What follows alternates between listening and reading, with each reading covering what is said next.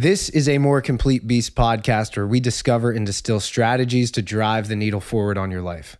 Today, we're sitting across from Immanuel Joy, who is a digital entrepreneur and digital nomad. We cover a lot of ground in this podcast.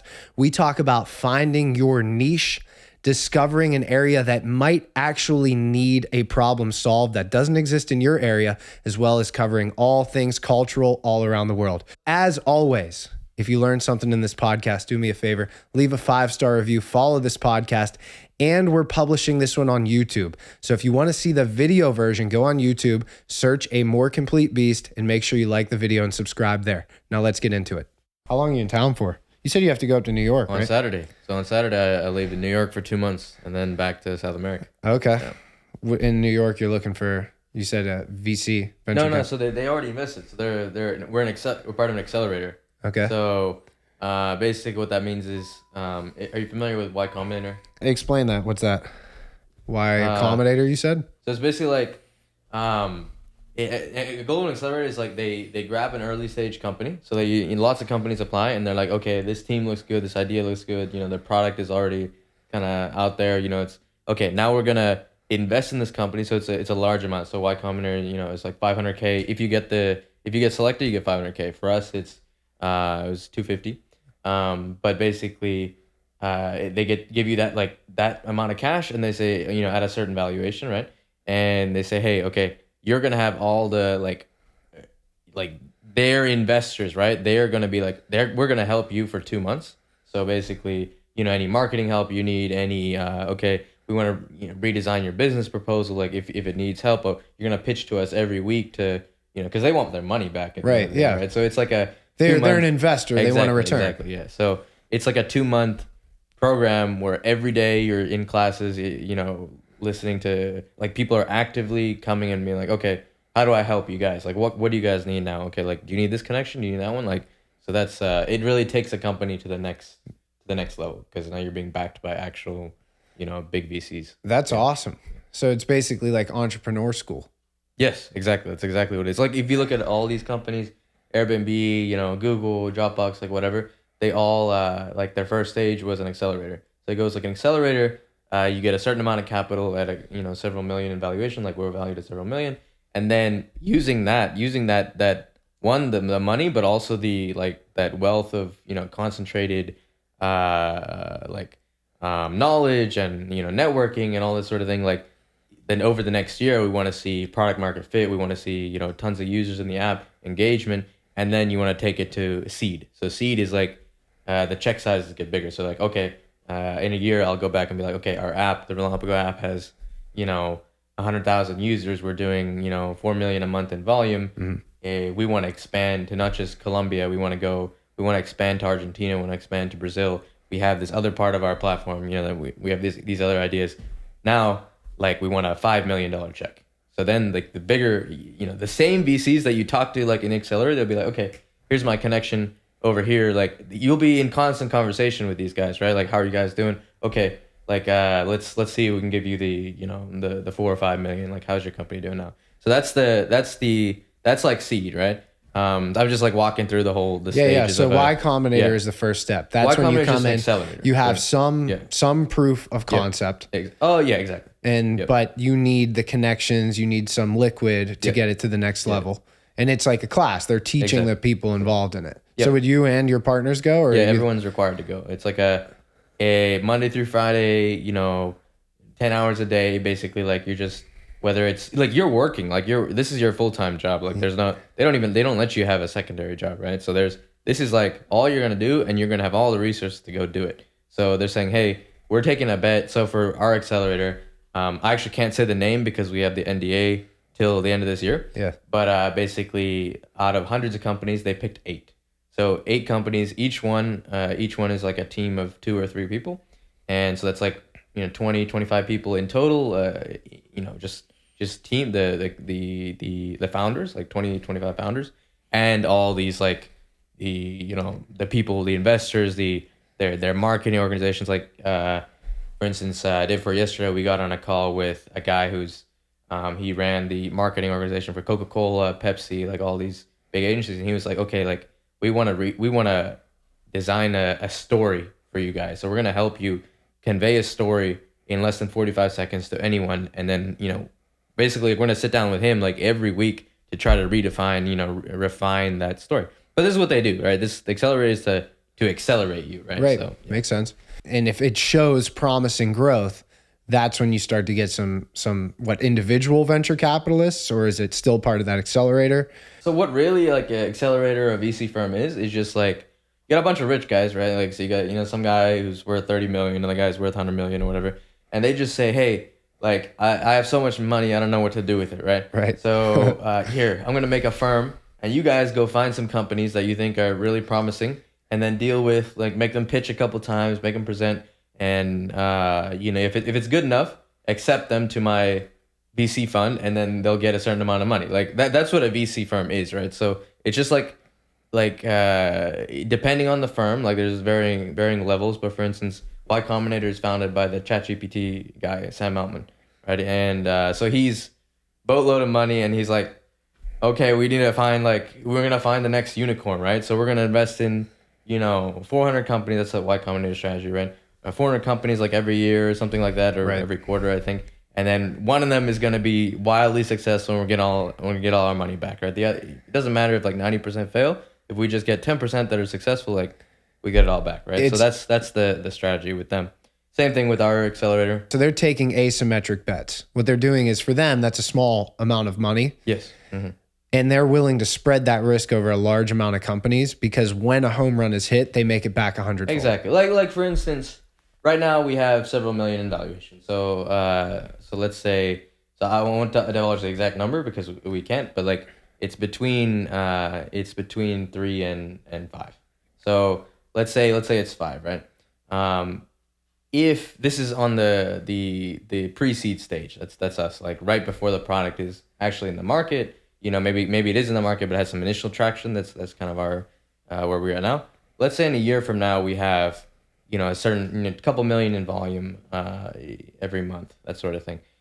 We can go back and say, hey, okay, I want, we're gonna ask for $3 million, a check for $3 million at for maybe 20% of the company. So what is that? 15 million valuation in total, right? Mm-hmm. So the accelerator that they invested $250K at $5 million, right? And now they're gonna get it back for the valuation now $15 million, right? So if we were to sell the company, we found some buyer and we agreed on a $15 million valuation that makes sense. That's we're gonna buy you for $15 million. That accelerator would get 3 times the amount of money they put in, right? Makes sense. So they're investing for appreciation of the company, not for cash flow. Exactly. So they're not taking, let's say you make X amount off of every transaction. They're not worried so much about that. They're worried about the final sale. Exactly. To really, 3X, 10X, 100X their initial investment. Yep. And ideally, they want a unicorn, right? Right. It's like, if you're a $100 million company, or let's say you're a $1 billion company, right? $1 billion valuation. If they invested at you at 5 million, that's huge. What are we 200x? 200x, right? yeah. That's ridiculous. So that's ideally what they're with Y Combinator. I think it was actually it wasn't Y Combinator. It was Sequoia. Sequoia is a huge VC firm, but for instance, they put 100K in Google in the beginning, and then I think the check size at the end was 600 million. They got in the back, crazy. Yeah. So that's the goal. Yeah. Right. Yeah. What do you think made them pick your company to be part of this accelerator? What about it is, I guess, proprietary, or the potential niche that it can really exploit? So it's a couple things. So VCs in general are kind of looking for, we've done a lot of failed pitches. So we've pitched a lot of VC firms, and they've been like, oh, your product isn't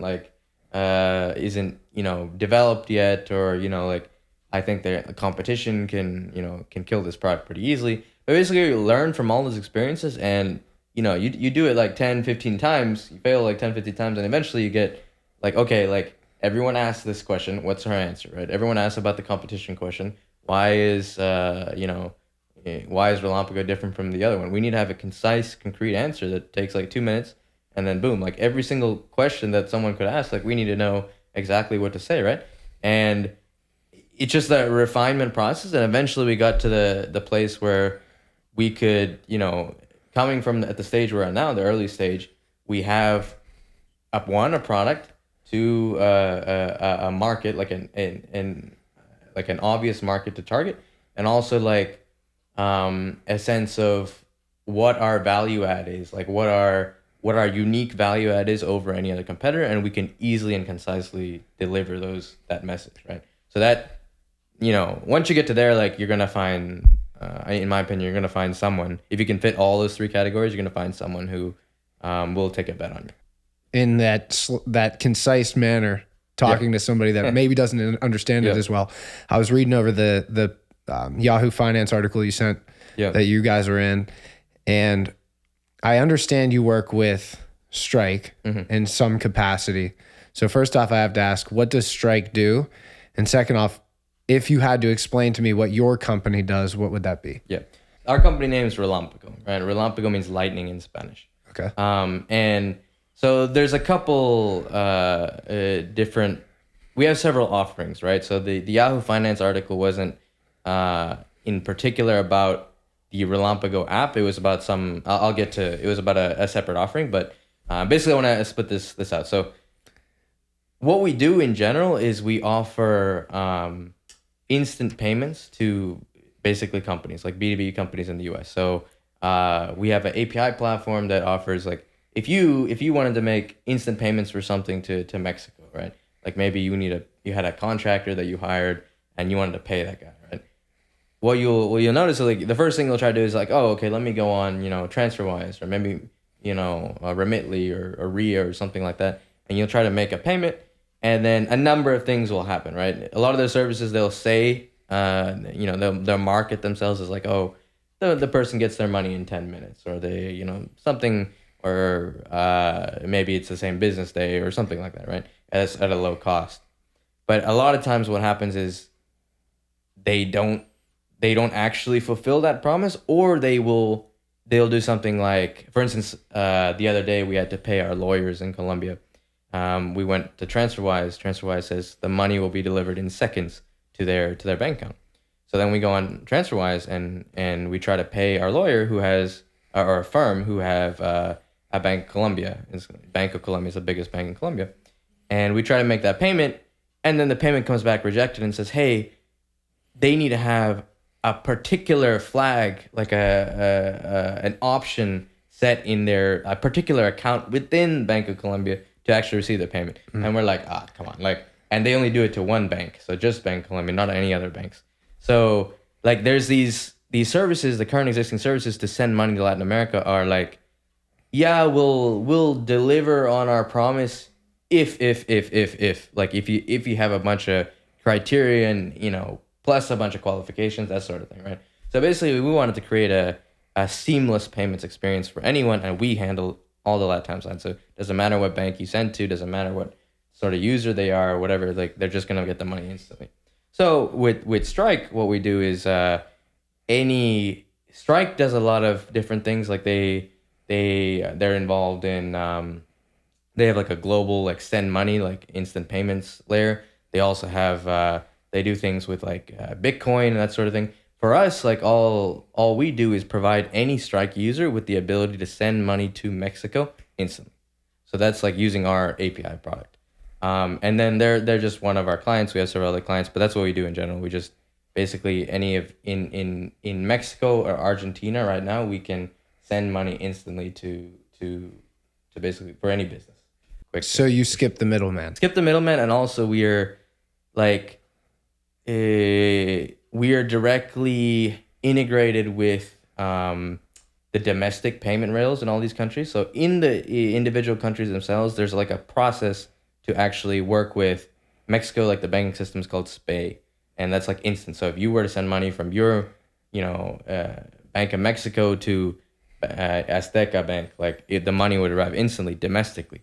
But internationally, that it's not instant, right? Mm-hmm. So like we are basically like bridging that entire flow. That way, for you to send money to whoever, or you to pay someone or whatever, basically it happens. How is it safe? Because for instance, it's easy. The structure of banking makes me feel secure, right? It makes everybody feel secure. Mm-hmm. That's why we use them. Yep. That's why we put money in our banks, Yep. even though with fractional reserve banking, it's not even there. Yep. But there is a security that comes with an established structure that has been here for time immemorial. So how is it that you're able to do this, skip the middleman, and still provide safety to the customer? So when you say safety, so we do use the banking rails, right? We're not skipping the banking rails by any means at all, right? Okay. So like the end customer has a bank account. It's just that let me put it this way, okay? I'll use Colombia as an example, right? Okay. So in the US we have, everyone has a bank account, right? I have Chase, you have Bank of America or Wells Fargo or something, right? Everyone is banked, right? Yes. So in Latin America, that's not true. So if you're in Mexico, over 60% of people don't have a bank account. So like the 40% will have a traditional bank. The rest of the people use cash, right? In Colombia, and I want to use Colombia as an example because that's where we really have like a unique value add, and this is really illustrates what the product does. So in Colombia, it's sort of the same thing. 40% of people have traditional bank accounts, but the other 60% have basically banking apps called like WeChat, if you're familiar with in China, right? So they have one of two apps. Like one of them is called Nequi, one of them is called Davi Plata. And these are it's like an app where you can go create a bank account without ever sending it into a bank. So you just get an app, now you have a bank account, you open an account there, right? And then you can go to a grocery store, deposit some money, it shows up in your bank account. You can go to any store and just pay with a QR code with your Nequi app, right? So basically like all these people they have bank accounts, but they're not the traditional ones, right? So if you go on TransferWise and try to send money, you can't actually send money to those people. They have to have a real bank account, right? So it's not like we didn't skip the banking system, to be clear, right? We created infrastructure that integrated those neobanks with the traditional banking system. So now an international person, right? In Colombia itself, those people who have Nequi can go pay a person who has a regular Bank of Colombia, or they can pay a person who has a regular Davivienda. But me, from my Chase, I can't pay someone who has a Nequi. I can only pay someone who has a traditional bank account. So we basically create infrastructure that bridge the layer between these. They're called neobanks. They're all everywhere in South America, with the traditional banking system there, and then integrated that with the international payments flow. Perfect. So basically, you are the connection between traditional banking and these app bank accounts, whatever they're called. Yep. And this gives me, if you mind, I'll talk about the actual product that we have. So Relampago is the name of the company, and our whole idea was when I was about 2 years ago, maybe 3 years ago now, COVID was starting, so everything got locked down and that sort of thing. And I was like, okay, I was in Boston, I was living there, and Boston was like a ghost town. I was like, okay, I need to get out of here. I don't want to go home and live with a family. I want to go somewhere else. Like, where can I go for relatively cheap? And I looked for relatively cheap, and also like a country that doesn't have entry COVID restrictions, right? Because every country in the world was like, you can't come in. Man. Exactly, right? So I looked and I was like, okay, El Salvador was one of them, and Colombia was the other one. And I was like, I speak Spanish. I've never been to South America. Let me go, just book a flight over there and we'll see what's up, right? So I booked the flight and to Colombia, went to Bogota, and about basically I just started just hanging out. Just was working. I was working for what was I working for? I was working for I think I was a contractor at Facebook at the time, but as an engineer, but I don't remember. It was a long time ago. But essentially, like I was there. I was working remotely. Having a good time. And then I started noticing that if I wanted to make a payment, basically, like if I wanted to just buy some, I don't know, some chicken at a local, at the local corner store, pay anyone. Like if, like here, like we have Venmo, right? Like someone buys me some drinks, and I'm like, okay, how do I pay this guy? For anything, right? It was just a horrible process. I'd be like, okay, do I really need to go to Western Union to send this guy a Venmo payment for $10? Or I'd try to get on TransferWise, or I get on Remitly and be like, shit, okay, like he doesn't have the correct bank account to be able to receive this payment. So then I started noticing this problem everywhere, and other people that I talked to, like especially foreigners, right? Because they would have a foreign bank account, and we're trying to like maybe some expats, maybe some tourists, constantly have this problem. And I said, hey, I come from engineering background, software engineering background. And basically I had two friends that also, they're also engineers, and I was like, hey, like, can we think of a solution to this problem? Can we basically build that infrastructure to connect these neobanks, these Nequis, these Davi Platas, these in Colombia, with the like regular infrastructure, so I can actually pay people? And basically, this was about like 3 years ago, when initially, like when I started noticing this about this whole concept. Fast forward maybe, the product went through like several revisions. Like initially it wasn't like Naturally. completely, yeah, exactly. So fast forward like maybe a year, or maybe even a year and a half, to be honest. And then we kind of got the sort of infrastructure that basically the first vision of the infrastructure that we have now. So I'd say the company started, the Relampago idea started about a year and a half ago. But essentially during that period when I was there in Colombia and other parts of South America, I just noticed the fact that I just couldn't pay anybody. And I was like, okay, let me try to fix this problem. But yeah. So you found a niche in Yep. a different market. Yes. It wasn't necessarily where you were at the time in Boston. Yep. It was after you went somewhere else, you were able to find, hey, this is a problem that exists. I'm going to try to attack this. Exactly. Yeah. And it's not a problem that is, to be honest, like if you go to, Colombia or Argentina or whatever, like it might take you 6 months before you really, because you have to understand what's going on, right? Like you can't be like, oh, I see a QR code, okay, whatever.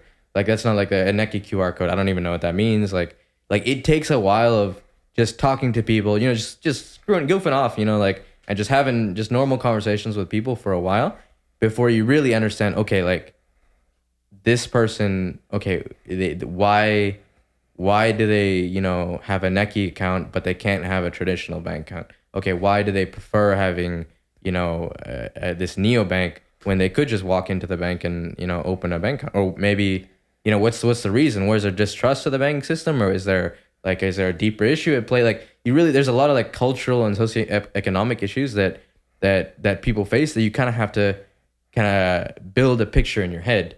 And once that picture was built for me, I was like, okay, now I understand that this is a huge, like, not just for me, this is an issue that's going to be, a problem for a long time in Colombia. Let's tackle it. So if I went to Colombia and I wanted to buy chicken at the corner store and I pull out my, American Express or whatever, that's going to be the problem. They That's won't a problem. take it. They won't okay, take that's it. my... Yeah, exactly. And then you're solving that problem. Exactly. If you have the Relampago app, you can just pay anyone. Like let's say the corner store guy has Relampago, right? If he has, all you need is phone number, and you just make a payment, and it's instant to his Nequi, his Davi Plata, his whatever. And it's as secure as banking because it's using the rails of banking. Exactly. It's not cash, right? Like cash is the anonymous, like insecure. We are completely banked. We're completely using the banking rails. It's just all these people that, people don't even know about this problem, right? Like what do they use in Argentina? What do they use in Colombia? What do they use in Brazil, right? But now, like me being down there kind of opened my eyes to this whole, okay, there's millions and millions of people who use banking, but not in the way that I would think of it. That's interesting because I have never experienced that. Yep. We were just international. We were in Switzerland and it was very easy for me to pay. Yep. I just had my Visa or American Express, whatever we were using, and it was just easy to swipe. But I guess I wouldn't have that same convenience in Colombia or... It'll be it's a constant problem. Every time when I want to pay someone, and it's happened so many times, not just to me, to friends, to just everyone's a common experience. To like for instance, in Cartagena, a lot of tourists go there for the beach and that sort of thing. If you want to get a jet ski, right? The guy's like, okay, it's $90, right? Like you pay for the tour and the jet ski and everything, and you're like, okay, well, how do I pay you? He's like, oh, a Nequi, and you're like, okay, but I can't make a Nequi. I don't have a Colombian number. I don't have but they don't know that, right? Like to them, it's just like everyone a Colombian comes in and they want to, get a jet ski. They pay with their Nequi, easy, boom, right? So there's no distinction for them as a tourist. As a tourist, you have to go find the nearest ATM. That could be 3 blocks away. Make a trip over there, get the $100 or $90 or whatever, and come back and in pesos and come back and pay him, right? So this is a constant annoying experience. So it sounds like it makes it easier for developed nations to do business with less developed nations. Exactly. So and not even. I hate to use the word developed. I just mean, you know what I mean? Yeah. The banking rails are. It's more like, not even like in a sense a developed country. So, like I was a tourist in Colombia or Brazil, right? And I was having a tourist experience, but also like the majority of tourists, quote unquote, or expats that go back there are actually like Colombian immigrants who lived in the U.S. and now they just like, oh, I'm gonna go back home, but they have a dollar account, they have their U.S. banking account, right? They're not just gonna get rid of it, and so they prefer to keep their money in dollars as opposed to in peso when the peso is constantly like deflating, right? Why would you keep your money in your Colombian account when you can hold dollars, right? It's a little more stable. Exactly, right. But now how are they going to transfer their money in dollars to pay someone in Colombia? Like what they would do is what they normally do is they take those US dollars, transfer it to their Colombian bank account, and then from that Colombian bank account go pay someone. So they do a wire transfer or something like that, which takes a couple of days. They have to constantly like keep a balance in Colombia so they can go pay normal people. I don't know if that's making sense. It makes sense. Okay, yeah. Makes sense. Okay. Why is it that 60% or 40%, whatever it was, don't trust the traditional banking, or they don't use it? They use this Nequi account instead. Technically, it's a complicated thing, but in general, Latin America has always been cash heavy. So to be honest, like it makes sense because banks have always been predatory. So banks like, you want to make a bank account, for a long time they used to be, oh, you need property, oh, you want to take a loan, okay, we're gonna charge a ridiculous amount of interest, and then there's no like, banking in Latin America has always been for the exclusive, like maybe the elite or upper middle class, that sort of people, right? The like normal people who work normal gig jobs, may work in Uber, or maybe they sell stuff on the street or something like that, like they don't even know the whole digital, like the whole what is digital finance, digital banking, which is so common in the US or in Europe or something like that, like, or in Asia. Like that's not something that they have really any experience with, right? And what happened is about 3 years ago when COVID started, everyone was stuck in home, right, at home, and the government had to like pay people subsidies, like every month they receive like a couple $100s or something to keep everyone afloat, right? In the US, the government's doing that too. So how is the government going to pay all these people who don't have bank accounts?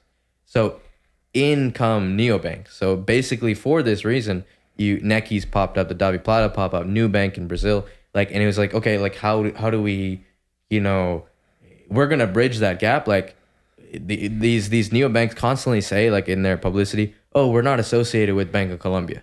Like they are, like they're just a part of Bank of Colombia. Nequi is just Bank of Colombia, but they'll say like in their publicity, they're like, oh yeah, we don't work with those guys. We're just here for you, the regular people, right? So there was like a bridge into people, like getting people like more comfortable with digital banking. They were able to see their government subsidies like come in every month, and they're like, oh, okay, let me see how this works. And now people are like, okay, let me just open a traditional bank account because I know how Nequi works. I know how let me like make that final step. But so it's basically a two-part answer. One is the banks themselves were assholey, of course, and then secondly the lack of comfortability with just banking in general in Latin America. Could you see this, and maybe not with your company, but I'm just now thinking as you're bringing this up, the niche, because I was looking into different things like smart contracts. Could you see this type of technology being used if the banks are extremely predatory and it's tough for somebody to get a loan?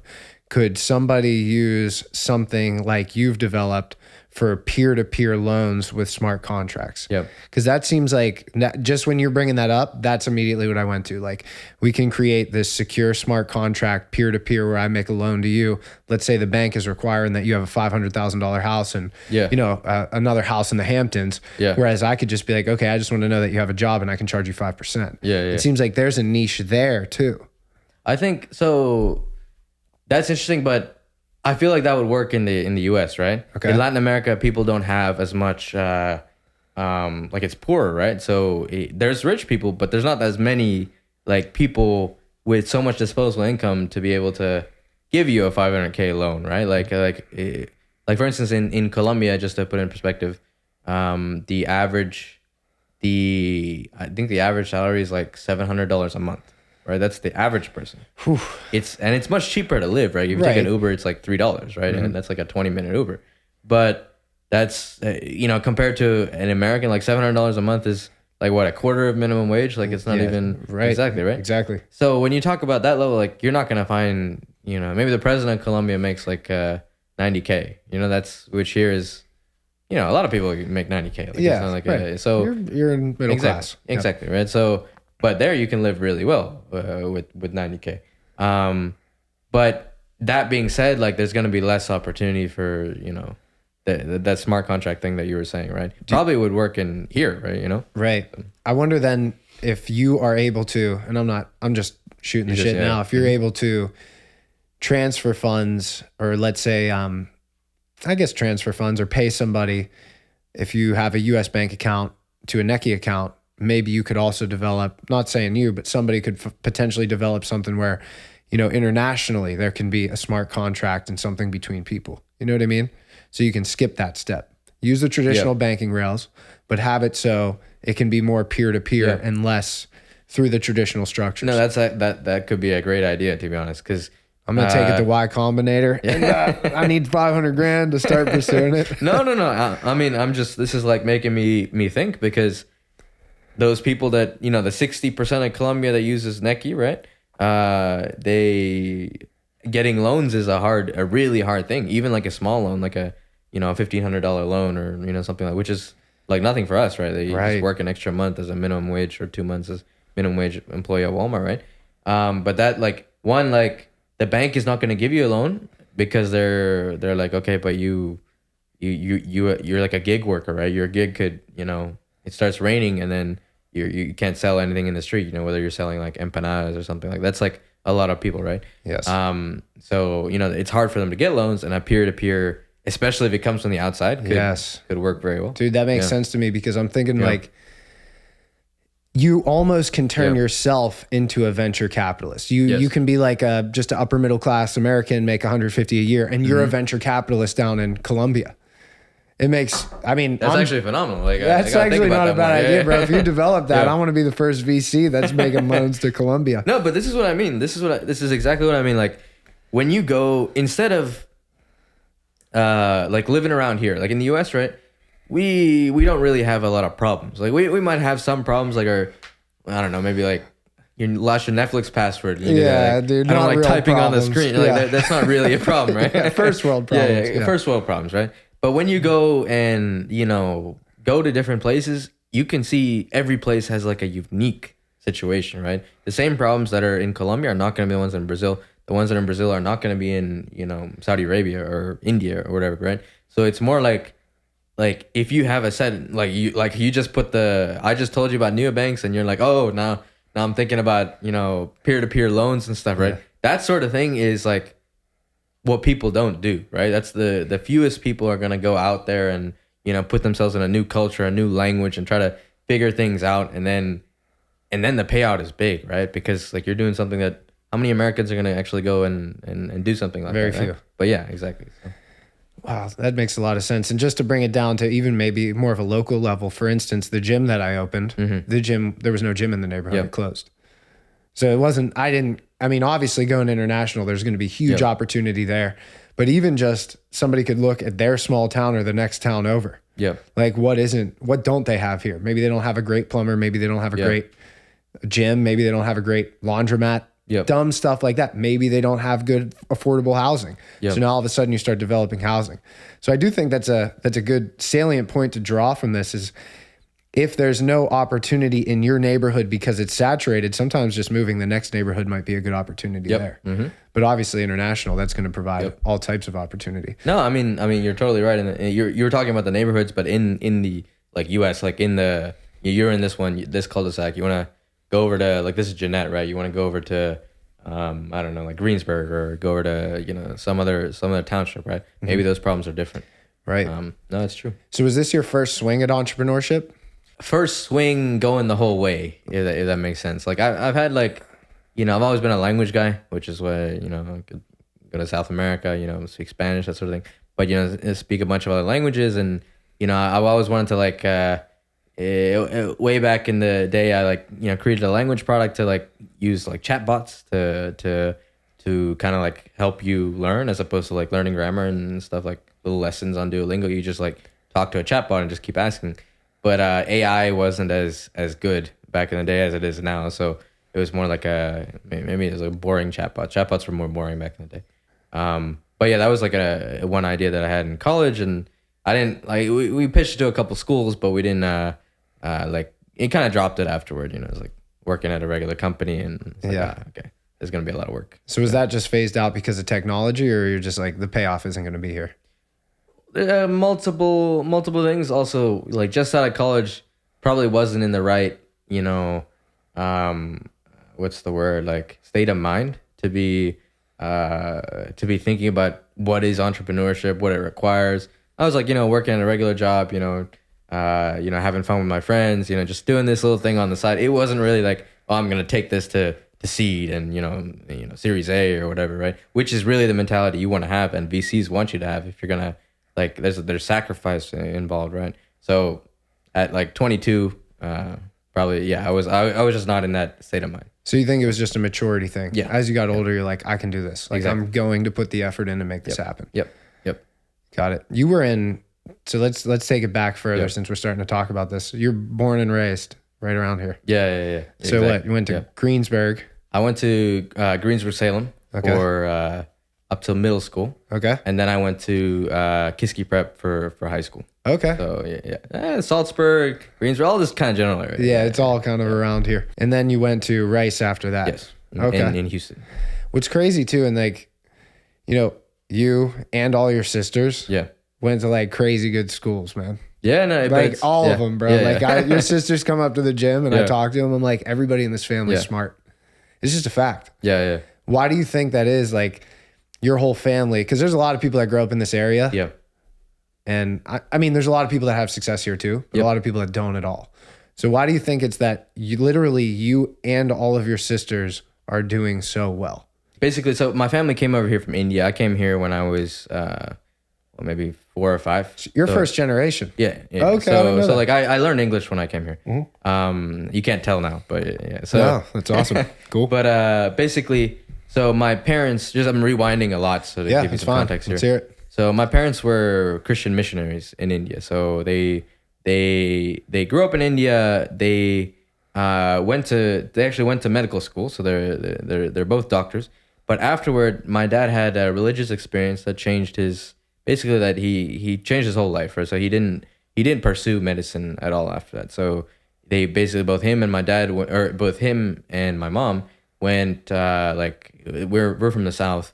They went all the way up north to work with like indigenous tribes and basically people with, just very remote areas, and try to bring the Christian message, and also try to help them out in a lot of ways, like whether it was medicines, whether it was just in general education. So basically they spent their whole lives working with these people. But in India is very complex in a religious sense. So there's a lot of religious issues that pop up. Religious violence being, an extreme issue, depending on how the politics is at any particular moment.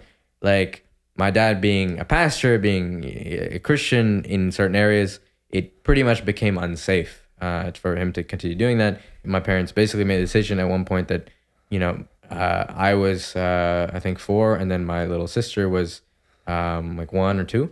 And they're like, okay, this is not, we can't be here, right? So they, back in the day, the U.S. Immigration policy wasn't as, right now it's really hard to actually get a visa to the U.S., but they were able to get it pretty quickly. They had like one relative in New York or something. And so with that, like if you had a relative in the U.S., they weren't like, especially from India, they weren't putting a lot of restrictions on that. So they were able to get one pretty quickly, get like a visa pretty quickly, and get to the U.S. And basically we had to start over from scratch, right? My parents didn't speak English. Like they learned English in the same way, like, people here learn Spanish. Like we learn Spanish in school, right? Like I've taken 4 years. I can't speak it exactly, right? Like because you don't have to, right? Like, where are you gonna exactly. So so they came over here, and we essentially, like, they they went to medical school in India, but they have no, like, they never completed their residency, right? So there was no, like, you can't just practice, right? You can't just go be a doctor or, you know, something. So eventually, like, my parents, and because of the whole tangent to being missionaries, they weren't really able to utilize, like, the skills they or the knowledge they had, right? So they had skills, but on paper. Exactly. Like, so eventually, like, it was really hard for us growing up till I went to high school. So, you know, they got a trailer here. So basically, like, we lived in a trailer out on 819, like, and that was, my dad used to print shirts and that was how he like made a living, right? He would just, you know, work with a friend of his and print shirts all day. We made $5,000 a year till I went to college. So, like, that's as a family with, you know, 6 people, me and my 3 sisters, my 2 parents, and that's nothing, right? That's like, you nothing. can't, like, yeah, we had, you can't even live in Colombia for exactly. that long, You can't even. That's Colombian salary in the yeah, right. exactly, right. And then no, it was sad for him because he's a very educated person, but, like, being kind of forced to just, like, like, the language was very hard for them when they started. Like, they couldn't. It was hard to, like, they couldn't. I remember they tried to, like, work at Lowe's or something, and it was just too poor that they couldn't communicate with people enough to be like a salesman at Lowe's or something, right? So that aspect was pretty hard, and then just the money, the income requirements, and then me growing up, or me and my sisters growing up in that like very low income household, like that was how we grew up, right? That's the context. Essentially, what made them different was every time we come to the dinner table, my parents we wouldn't have, like, a conversation like, oh, you know, you see the Steelers game today. There was never any of that. It would just be like, hey, Manny, like, what do you think about heaven and hell? Like, do you think you're gonna, you know, like, what do you think happens, like, when you die, right? Or man, here's a book, right? Like, here's a book on evolution, and why do you, like, is this, like, we're Christians, but, like, this is true. Like, evolution is you know, it's scientifically a fact, right? Like, this is, like, what do you think about this? Like, and it was always the constant, like, you know, if you have a conversation with my dad, like, you probably know, you probably talked to him, but he's a very interesting guy. Like, and constantly being forced to not just be like, okay, like, I'm gonna go study some things in school, maybe get some grades, and then go, you know, play soccer or play tennis or whatever, like, or, you know, just do whatever. It was just a very extreme focus on, okay, one, like, there is a point to understanding, you know, science and art and literature, and there's a reason for all those things, right? Like, it makes it put a framework in, like, oh, these things are important, right? One, for the sake of understanding, and 2, because if you want to get out of this, like, poverty, right, this is how you do it, right? Like, you got to be the best. And so that was something that was instilled in us as kids from a very, very young age. So, like, I guess, like, in a final answer to your question, right, if you have that mindset, it doesn't matter what circumstances you grow up in, what financial level you're in, like, you can basically supersede all that. I agree. Yeah. That's what's awesome about the United States, right? This is true. That's very true. Because you can do that. Yep. Right. And I'm not, obviously, I didn't live in India. Yep. I'm not a specialist in it. But I know it's not enforced by the government as much, but there is a cultural enforcement of the caste system. In India? Yeah. Yeah. Like, once you're in a certain level, you kind of are stuck there, right? Well, actually, let me use, because you just mentioned the United States being, like, fantastic for this sort of thing, and, like, in terms of, like, social mobility, right? Mm-hmm. And I'll use an example from Colombia. So my girlfriend, I live there now, and the company is based there and everything. My girlfriend's Colombian. We've been together for 2 years. And I'm really good friends with her family. So her younger brother, very similar kind of person to me. So we get along very well. He, he'll go, basically, he'll finish work, and then he'll go home and then get, like, on, like, courses. He'll get, like, online courses for, like, Udemy, if you know. Yeah. So exactly. So, like, he'll get some courses on, you know, some coding courses, and he'll watch everything. He doesn't speak English. He just, you know, knows, like, a little bit of English, but like he'll watch everything in English, subtitled in Spanish, right? And then he'll try to take those over and then go to his like coding editor, like whether he's making a game or something. And coding is in English, right? Like Python, Java, like this is all English words. Like the computers don't understand, even basic like what is a loop? What is a for loop? What is a for is an English word, right? It doesn't make any sense in Spanish. So basically he will like copy them all over and then like painstakingly like make sure like translate everything like, oh, what does it mean? What is recursion? What is, like what is a loop? What is a map? Like all these like, coding has a lot of if then statements, exactly, all types right? of stuff. But like it'll just be, he's doing it in Spanish and he'll understand in Spanish, but the process by which he has to like go do that stuff, like go learn is much harder than someone here, right? Like doing the same thing. There's a lot of like extra steps. So I see him doing this all the time. He never complains about it. Just, that's what he does. But in Colombia, because they, my girlfriend's family, they're not they're like middle class, but they're not like, they don't have like a lot of money, right? So basically there isn't like a room for, it doesn't matter how really smart you are, right? The government is not going to like give you a scholarship to go to some college where, just you can study and do all these things. So like, it's hard for him to go, he's looking around trying to find like where he can get some, some sponsorship, where he can get some, some scholarship, something like that to go study this stuff. But it's hard, right?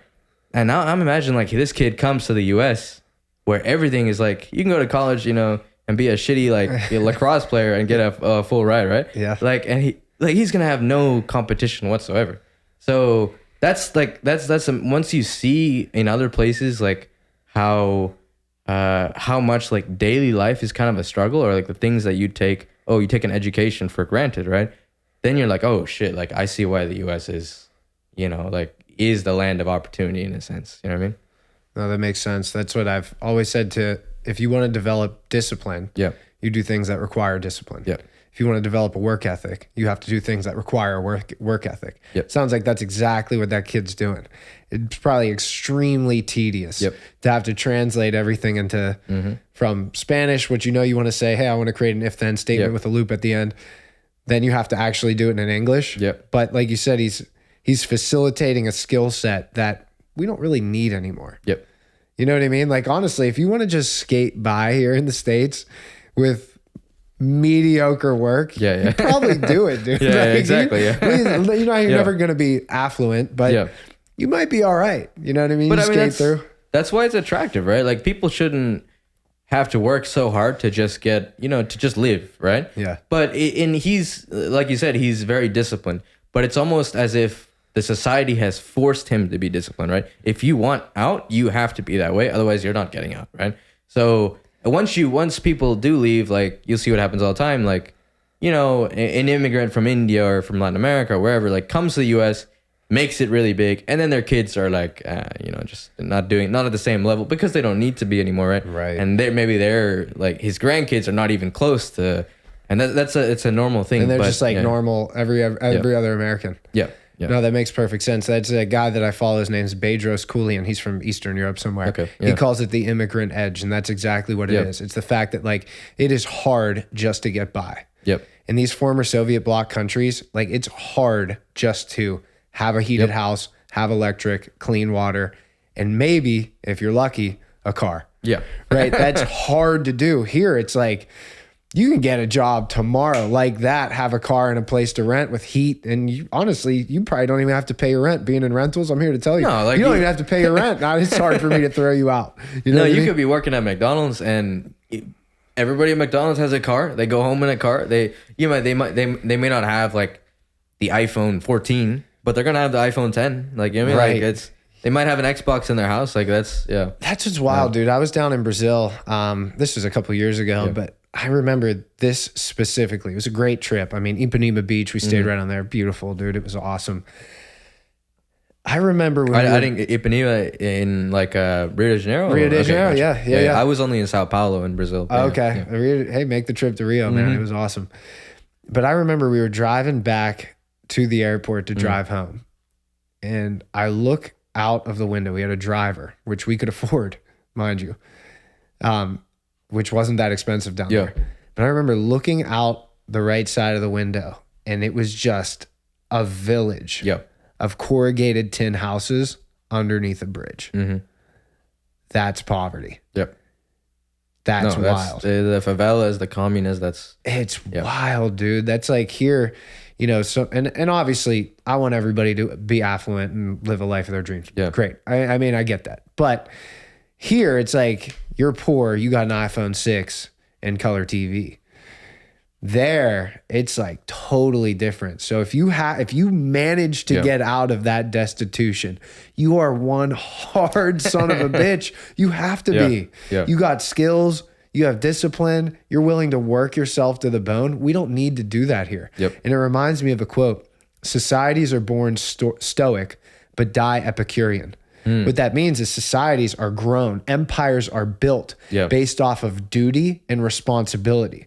They die based off of living how you want. It's like the last, last chapter of Acts. And in Jerusalem, there was no king, so everybody did it as he pleases. That's kind of, and I hate to say it, it's kind of where we're at, dude. Like duty, responsibility, and things like that. We're kind of losing that a little bit, in my opinion. You know, I could be wrong. There's still grinders here, dude. This is America. American industry still top of the food chain. But it's like, you see a lot of that kind of tilting where people think they're owed something. And it's like, dude, you have the opportunity here. Mm-hmm. And until you go abroad, or in your case, until you've lived a different life, you don't realize, like, dude, this is the land of opportunity, man. Like, just driving back to the airport, that changed me forever, completely. Just looking out and being like, there's people that live there. There's children that live there. There's women that live there, men that live there, just scraping to get by. Totally different. Totally different. I was, do you know Charles Oliveira? Yeah. Okay. So his name is like, he calls himself Charles de Bronx Oliveira. Like the Bronx is like from the favela in Portuguese. But like, once you consider like that, like he's literally from that, you know, scum of the earth, like to put it that way, right? Like the tin, the corrugated carton, tin house, just exactly, like right? Terrible, yeah. And like now you see, like if a guy makes it to that, you know, the best in the UFC, you know, he was the champion like 6 months ago or something. Yeah, right? He's gonna be a one hard guy, right? Yeah. Like he's like respect for that. I also think, like you just made the point about the end in Acts, right? The everyone does as he please. I think that's so true in a sense. There's a quote from some science fiction author, I forget the name, but it goes, bad times create hard men, or no, bad times create strong men create good times create weak men, and weak men create bad times. Right. So it's like it is a real cycle, and the men can be men and women too, just people. But it's true. Like if you look at problems in the U.S. today, not trying to like you know, negate the existence of anyone, but like what are the stuff that's always on the news, right? It's like, you know, whether it's you know, gender identity stuff, whether it's, you know, some sort of racism, like I'm trying to think of some the things that are constantly, you know, college loans, or I mean, there's a lot of like issues that social issues that they're first world problems. Exactly, bro. First world problem, and you transplant that to like somewhere else, like whether like you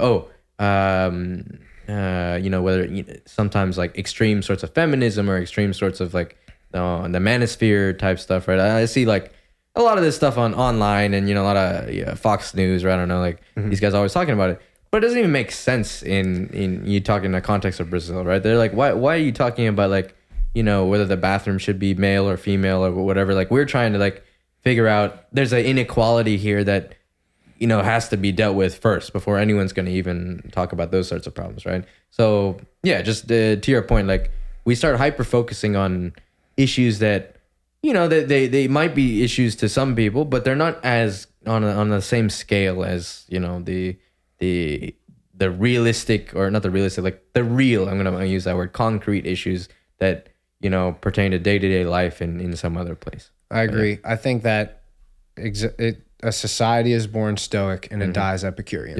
Yep. Right. And these first world problems can only exist in the first world. That's why when I think about, here's another example, climate change, right? It's something that we in the West and Western Europe and the United States, we're hyper focused on. Right. And maybe we should be, okay? they don't care about the climate 100 years from now in sub-Saharan Africa. Yeah. Right? They're not worried about it. So when we're talking about certain things like, oh, we don't want to, have any more gas, natural gas, or we don't want to have any more coal. What are we doing when we say that? Who are we sacrificing when we say that? Right? So I'm not going to tell a developing nation, hey, you know how we used natural gas and the infrastructure exists and how we burned coal and did all these things so we could thrive and be excellent. You can't do that. You know what I mean? So when we think about these problems, like big global problems, like climate change, I'm just going to stay on that. The best thing that you can do is get people as rich as possible as fast as possible. Yes. That's number one. Yep. Because you're not going to focus on, hey, I got to burn this dung to keep my house warm. You're not like, you know what? Maybe this has some environmental factors. They don't really care about the coal if they're not going to. Exactly. Exactly. Yeah. That's what's wild, dude. It's like, we can't just think about, okay, these are issues for us, so we have to apply this everywhere else on the world. It's like, maybe they need unique solutions. That's why I have a problem with like this whole World Economic Forum and like these big brains that are trying to basically move the global economy in a way. And it's like, it comes down to a conflict of visions, to quote Thomas Sowell. I believe that there is no one person or small group of people that can make decisions better than the people living in that circumstance. Does that make sense? Yep. So there is nobody that is smart enough that can do enough calculations to know exactly how to move an economy. And the evidence of that is the Soviet Union. How many people had to starve? Maoist China, how many people had to starve before we realized like, hey, central control, it doesn't work. It just doesn't work. So these problems in these developing nations, and I'm not an international specialist, obviously. We're just shooting the shit at this point. But this seems like the number one thing that you can do is allow these people to get as rich as possible as fast as possible. I'm going to push back a little bit on what you said, right? I want to hear what your opinion is. So you can look at particular examples, right? So let's look at Singapore, Dubai, right? Very, very rich countries, right? Singapore in the 60s was a third world country.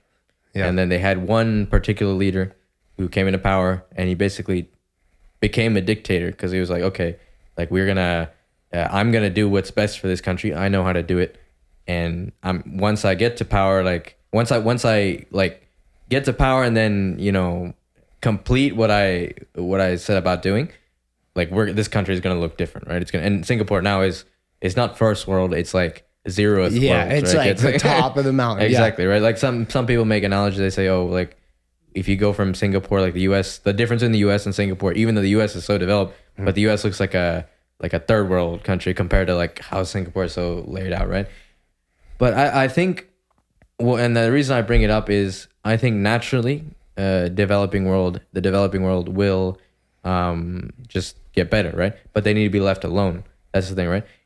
In a country, for instance, and here's where I push back on some. I mentioned already that the U.S. is like the land of opportunity here, right? But it's at the expense of a lot of countries. So you look at, for instance, the Israel-Hamas thing, right? That just happened, right? Let's talk about the Middle East. Look at Iran. Iran, they're always chanting death to America, that sort of thing. But it's not because they're just like they just woke up one day and were like, oh, we hate American movies, right? Like, no, it's in the 60s. Iran was a paradise. It was you just look at pictures. There were no religious, and this is something I asked myself a long time ago. I was like, I've never met an Iranian that's religious. Like it's like they're always such nice, like secular. It's Persia, the Persian Empire. Like what happened here? And then this was back in high school, and then I was talking to some professors, and they started like telling me exactly what happened and how the U.S. toppled they wanted the oil, like the British Petroleum, right? Iran wanted to nationalize its own oil, and they said, oh no, we're not going to let that happen. And they toppled the Shah, put their own guy in power. And this guy, this puppet, he was a CIA coup. This puppet basically crucified 300,000 people in the street. He has torture squads, that sort of thing. And so Iran was in like how do you live with that, right? So like, and then they said, hey, we're gonna turn to whoever who's the only people that can get these guys out, right? And it was the religious clerics, and now they just don't want to leave power, right? Yeah. So like, there is on the one side, we can sit across the ocean and say, hey, this developing country, listen, why are they like this? But then it doesn't affect us because we're so far away and there's ocean separated, right? The same thing in Latin America with Chile, right? For instance, Pinochet, like Lyndon B. Johnson was out here, like literally, he's been declassified. You can look this up. He was like, make the Chilean economy scream because they're not giving us the products we want, right? And make sure it doesn't come back to me, right? And they toppled that guy. He murdered hundreds of thousands. Like, and these are like clear. Colombia is another example, like, you know, the Panama situation, like, but like, it's not, they're not developing because it's something fundamentally wrong with them. It's, if you're a country that is not powerful enough to like stand on your own, like India, like you don't go screw with India, right? But if you're Colombia, if you're Chile, whatever, and every 10 years some guy comes in, you have a president that's a little not super pro US, not super pro China, just like his own thing. Someone just come and fucks with them, right? Yeah. Of course, like how are they going to develop if that's constantly happening? Yes, right? I agree with you. So and that's a fair pushback, and this is my response to that. You're right. The fact is that governments exist abroad, right? So you almost need your government to exist to basically have your back. I understand that for sure. In a perfect world, to be honest with you, in a very perfect world, we would all be like Switzerland, where it's like, we're not fighting foreign wars. We're like sticking with our own thing. We have a good economy. The unfortunate reality, living in the practical application of this, the unfortunate reality is that big countries bully small countries. It's just a fact. So sometimes these small countries have to do things to prevent the bullying. So what I would say, the practical application of something like that, you need just enough government, just enough to prevent interference from other government, but not so much that it stifles the economy. So for instance, like I don't see any system ever created to create more wealth and opportunity than a free market economy. I've never seen anything better than that. But you need to have some, and I hate it because I hate the state, but you need to have a state that's not going to just let Lyndon B. Johnson come like, hey, let's bury these guys. You know what I mean? That's the unfortunate reality is like, dude, there are, and I don't want to call the US a bad actor because I live here, dude, and it's afforded me a great lifestyle, bro. Like, but at the same time, like countries operate in their own interests, and we're gonna get deep now. That's why people are ambitious, right? And what a free market allows is for ambition to enrich everybody involved. Because for me to make a ton of money, for you to make a ton of money, you solved a problem. And I hope you get super wealthy, dude. I do. I love when people get wealthy, especially young dudes, especially first generation immigrant. Of course. You come here and get wealthy, bro. That's like a dream of mine for me to just continue to see that. But what you need to do is either have ambition be beneficial to all or have ambition counter ambition. And that's why I think— What do you mean by ambition counter ambition? So that's why we have separate but equal branches of government, because we know that we're not saints, bro. The people that want to get to the top are not typically the people you want to be at the top. The people who want the most power are probably the people you don't want to be in there, if we're being honest. But what our founding fathers realized is like, okay, look, we're never going to have saints in these positions, but what we can do is have three separate branches where ambition counters ambition, right? So it's like, this branch can't get too powerful because this branch will hold them in check, and so will this branch. So it's where you're basically pitting the ambition of all the parties involved so they can't just hammer us or aggregate too much power in one branch. So like, I think the presidency should be such that it doesn't matter who's in power, instead of the presidency being such that it doesn't matter who's in power. I know that doesn't make sense. I see what you're trying to say.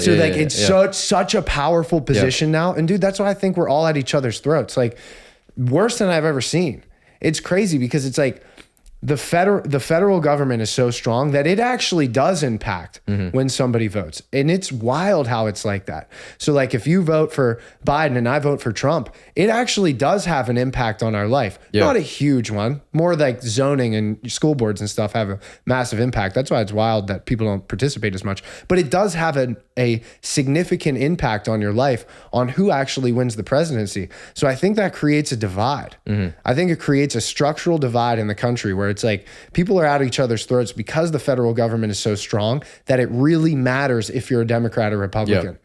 It's crazy. This is I won't consider this pushback. It's like a conversation. It's a conversation. Yeah. It's very interesting, and I have some theories as to why. So, for instance, the U.S. model of government, like you're saying, like we have ideally, like from the founding fathers' perspective, it's a weak state, it's a weak central government, and people are kind of let free to do what they want as long as they don't go harming other people, right? Like that's the whole idea. It's really interesting to see historically how that originated. So. And I don't think it's a model that can be applied to other countries. So if you look at what types of democracy, right? The whole system of a democracy, it can in the U.S. it was able to work. One, because we have Mexico and China, like relatively weak neighbors, and then fish on both the other two sides, right? Yeah. So basically, from the U.S., like if you think of it as a cul-de-sac, it was.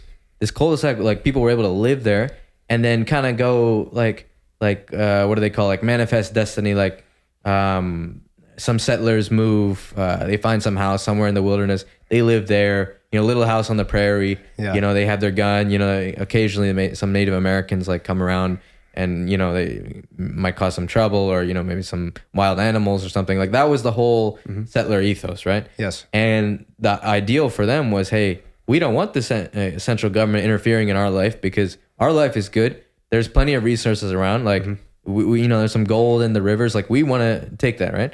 We want to. If you go look at Russia or China or the Middle East, you can't have a democracy. There's been studies run that what types of people, for instance, if Russia were to have a democracy and these three candidates were the options you had. Who would the people pick democratically? They would pick the strong man. Like they would pick the guy with the Trumpish kind of tendencies, right? Or Putin-esque tendencies. And it's because Russia's a country with over thousands of years has been invaded so many times, right? There's always like whether it was the Mongols, whether it was the Tartars basically, or whether it's the Japanese, there's always Hitler, Napoleon, like. So essentially, like anytime they're given a little bit of rest, so to speak, and they can focus on domestic issues. 50 years, boom, like we gotta face another foreign threat. We need a strong guy in power to essential authority, right? So for them, in the perspective of Russia, China, they won't be democratic, right? They just, that mentality is like sewn into their ethos, right? Like we need some guy who can direct when the situation gets bad, right? And the same thing in other countries, in the Middle East, it's an even worse problem, right? So in that situation, democracy doesn't really, democracy doesn't really, and there's another aspect. So in the US, like as a structure, the US has always kind of followed the UK in like a sense of rules, like rule abiding society, British common law, exactly, things like that, yes. Right? Mm-hmm. You can even see it like you if you're outside and you see a bunch of Americans like trying to get ice cream, whatever, they'll form a nice little line and then wait, right? Yeah. Germans won't do that, right? Like there's no lines. They're just going to get right? South Americans won't do that, right? So like democracy needs like an ecosystem that's very conducive for it to thrive, right? When you're in the Middle East and you got these fanatic groups, you got these religious, like ancient religious, groups that want their place in power, but you can't just let them have a vote, vote for, of course, what's going to happen, right? Like it's like a very specific set of, if you have a democracy, it has to be very tailored to that particular country, right? Yes. I'm just saying, like, when you were making your comments on central government, I think it's a very valid use case for the US, but it's harder to see that working in a lot of other countries, if that makes sense. Yes, there's two things that I would need to address with that. The first one is when I was in Switzerland. World-class hiking. It was beautiful. I loved it. The most surprising thing, though, were the cities. So I was in Geneva, Lucerne, Zurich. I was all over that country. Yep. I couldn't find a cigarette butt on the street. Yeah. Not one. I couldn't find a single homeless person. Not one. You go down to Pittsburgh, there's a lot of homeless people. Dude, there's trash everywhere. You're tripping over people trying to get to the parking garage. So I thought, I'm like, what is the difference here? Why is it that like the cities here are safe? We're walking around at 8:30 at night trying to buy chocolate in a foreign land. And I never felt safer. There's kids out on a scooter. Like, it's 8:30 at night. I would never let a kid out on a scooter in Pittsburgh at 8:30 at night. And it comes down to exactly what you're saying. There's a cultural difference. There's a geographical difference. And as a result of the geographical difference, there's a the individualism aspect, right? The individual aspect, like you just mentioned, is great for companies. It's great for, I come here and I come to the US. I don't go to Switzerland to get rich, right? I come to the US and I'm like, hey, I'm going to take advantage of all the resources here. And then I'll go live in Switzerland, right? But like, that's like, they are way more, what's collectivist, like in a sense, they're not There's a pride there. Exactly, There's a pride there, dude, for sure. Like, we were screwing up, throwing trash in the wrong can. This motherfucker comes up. He's like, no, we don't do it like this. Like real like pissed. And I'm like, I respect the shit out of that. Because in the city, you'll have somebody dump a bottle of liquor outside, shit on the sidewalk and keep walking. And everyone's like, that's normal. So, okay, this is, I agree with you. The American model doesn't necessarily have to work everywhere, and I don't think it can, right? I think there's cultural differences that are so involved in that individual that we think that we can just pick up the American system, drop it somewhere, and it's going to work. I don't believe that. That's why, and this is going to be a difficult, I hope I explain this right. That's why federalism in the United States made so much sense. Because there's a collection of different states where different people settled with different cultures that settled there. So some states might be worse off than other states in some respects, better off in other respects. So you had a medley of different states to choose from, right? So there was just enough federal government that, I think eventually they instituted a common currency that made, business a little bit easier. There was you're talking in the US, right? Yeah, in the US. Yeah. So there was there was enough federal government to hold those states together, but not as much that it didn't matter what state you lived in. So I don't necessarily think that the American model is going to work everywhere. The only thing that I can say definitively in the opinion that I hold is that each country is going to have a certain amount of government that allows that country to flourish. But I believe that it needs to be the minimal dose of government that still maximizes freedom.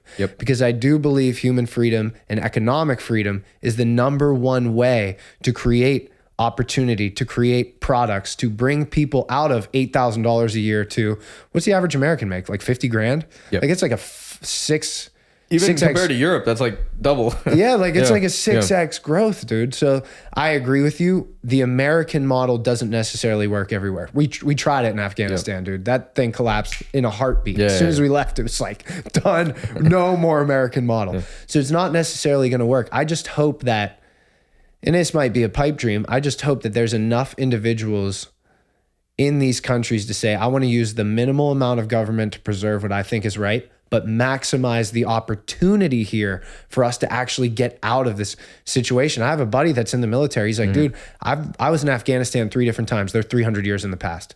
He's like, what we're trying to do there is never, ever going to work. He said that years before we ever pulled out. He's like, it's never going to work.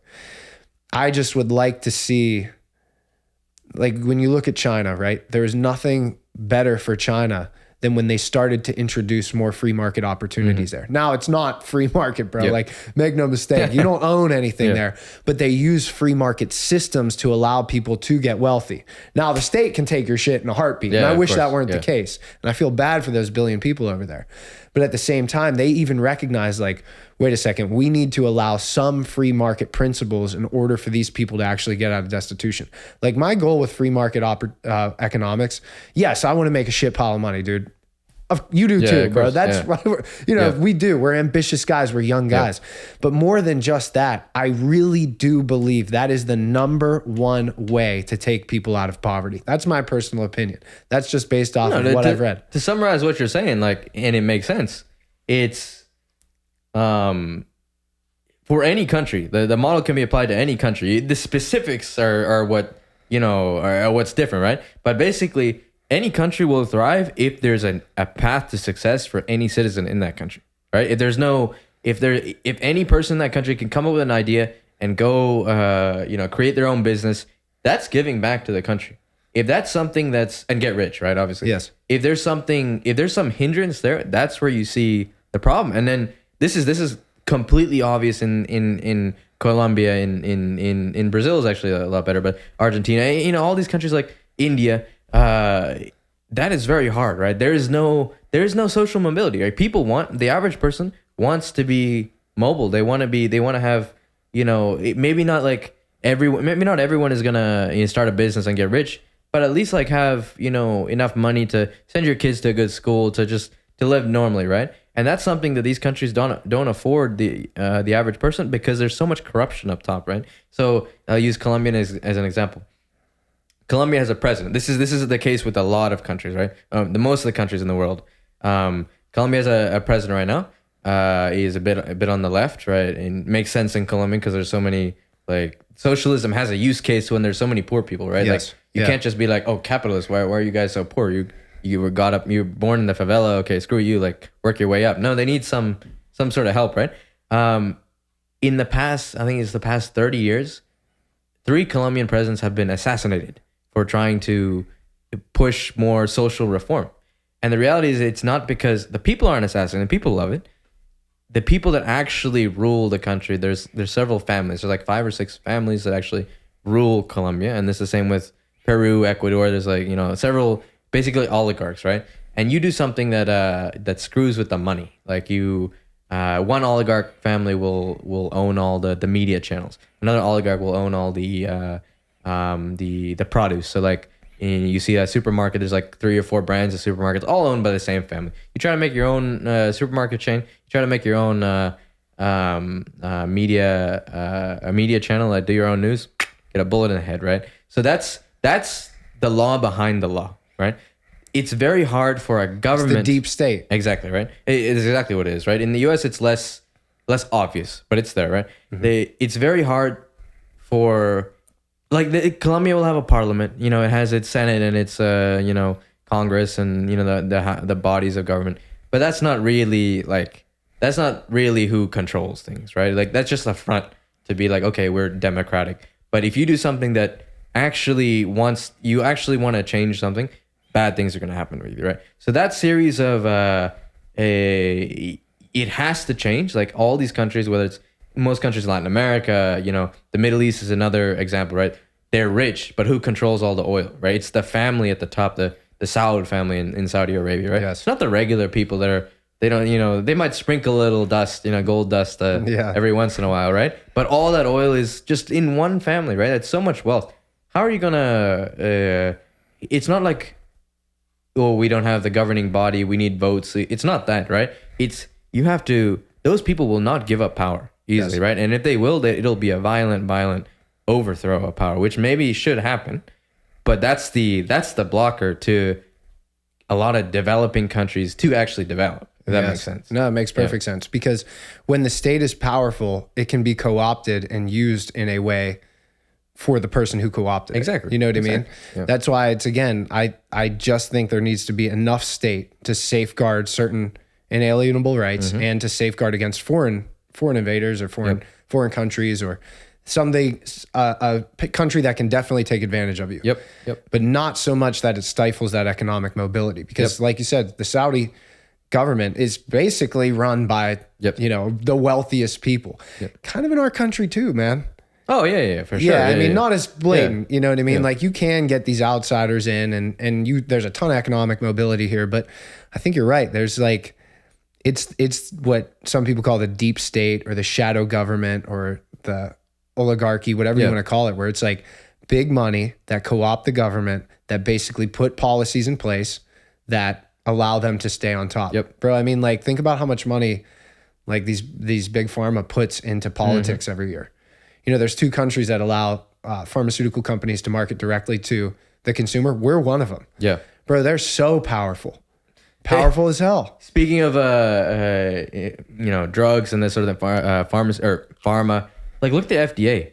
Like, the food here in the US is the worst food in the world. It's like these canned, the canned shit that you get at stores, boxed macaroni, like, every drink juice you could buy a bottle of juice, it has like 3 times the sugar intake, the normal sugar intake for a week for one person. These things are banned in Latin America. These things are banned in Europe. If you want to do even like if you want to get a yogurt or something healthy in let's say you're in Colombia or in Brazil, whatever, there's like a big sticker on the yogurt and it'll say too much sugar, too much salt. Like it's big black like label, right? Yeah. Here it's just that's too little sugar. Like you gotta you know what I mean? But the FDA, which is supposed to be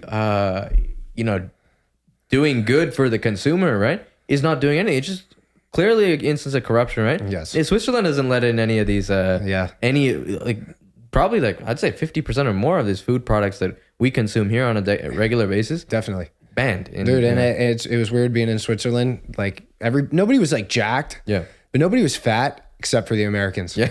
Honest to God. Like I swear to God, we would be hiking or we'd be in a city or something. Yeah. And then you'd hear somebody like yell in English just because that's how we are as Americans. And he would be fat, bro. Yeah. Like that's just how it was. Like down in Rio de Janeiro too. Like I'm walking on the beach. I'm like, everybody's in shape. There's like Ipanema Beach. You're running across. I mean, it's just awesome. But then like there'd be like a fat guy and he would be American, bro. It's true. I mean, the portion size is here you can get like a large burger you go to McDonald's in Brazil and a large burger is like between small and medium here. That's the one that no one gets. Like everyone gets at least the medium, right? Yeah. So it's like what obviously like people are gonna get fat, right? Yeah. Even shirt sizes, man. I was coming here like I'm depending on the shirt, like I'll usually be a medium, but here there's like medium, large, and then all these sizes that doesn't exist. It's like XL, XXXL. Yeah, that's Dude, really big. That's when we were down in Rio de Janeiro. I remember we went to a restaurant. We had a guy that was our guide through Connection Rio. That's when I was training. I was fighting. We were down there, and we sat at the first restaurant. I was like, "Oh, dude, I'm starving." It was a 9-hour flight or whatever it was. We sit down and I ask him like, "Hey, where's the burger?" He tells me and I try to order it the best I can. Probably got ripped off, dude. Like they were just like, "Oh, that'll be 100 reais." Yeah.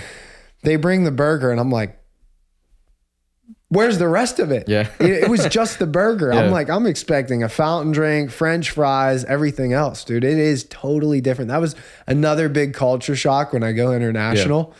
It's like, bro, I'm going to starve. You don't though. Just get more burgers. Yeah, exactly. Like I am going to starve. But cool, man. Other than that, dude, I just wanted to sit down, talk to you about your business, get an understanding of, what that product looks like, how you kind of develop that idea. And I'm glad we were able to shoot the shit about like cultural stuff too. For sure. Other than that, what's the company called? What's the next stage? If we're interested in, learning more about it, how can we? So the company is called Relampago, and you can go to the website. So relampago.cash. That's the website. Also the LinkedIn is there. So that's for now. Like in terms of an actual use case, if you ever go to Latin America, it's going to be something that you want in your back pocket. So especially in Colombia, that's our main use case. You got to make any payment anywhere. Ask someone, hey, do you have Relampago? If they don't, tell them to download it and you can make your payment there. Like it takes, they don't even need to do anything in the app. They just download it and they can have receive a minimum amount of money without, filling out all the registration and stuff. So it's 30 seconds. That'll make your life a lot easier. So in terms of like where we want to be in a year, so we want to have this payments market, the payments market between the U.S. and Colombia, the U.S. and Brazil, U.S. Payouts, like whether it's for payouts, whether it's imports, exports, a lot of whatever reason people are making payments or sending money down there, right? We want to control that, or at least take a giant share out of that market, right? In the next year, in Colombia, and we're eyeing probably Mexico or Argentina next, and I think we're in a good position in terms of just market knowledge and focus on those particular markets and the value add that we provide, right? So that's gonna be the goal for the next 1 to 2 years. Perfect. Awesome, man. Well, I hear your phone going off. Mine's been going off too. So let's wrap this thing up. Cool. For sure. Thanks, Alex. Go on 3. 1, 2, 3. Okay. It's a wrap. Again, guys, this is a More Complete Beast podcast. If you like the podcast, don't forget to leave us a 5-star review wherever you're listening to this. And again, check us out on YouTube. Search A More Complete Beast and don't forget to subscribe. Thanks for listening.